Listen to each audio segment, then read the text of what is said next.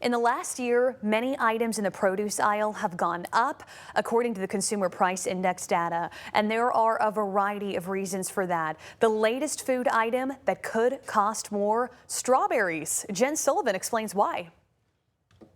Strawberries could soon get a lot more expensive, leaving shoppers seeing red when it comes to the price.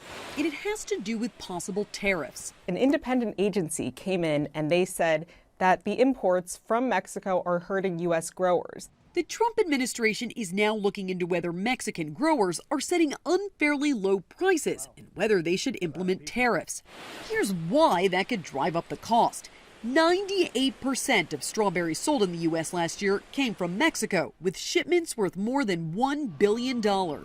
Shoppers saw tomato prices skyrocket earlier this year because of tariffs. Tomato prices were 12.8% higher last month than a year ago, according to the latest Consumer Price Index report.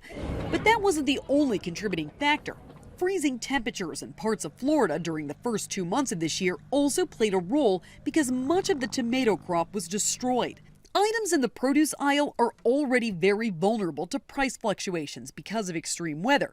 Throw in tariffs and it can make prices even worse. You're dealing with supply and demand issues every single day in the fresh food business.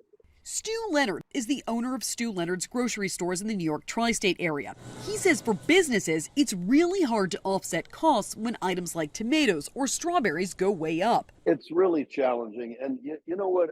Here's basically what every single retailer across the country would agree with me on.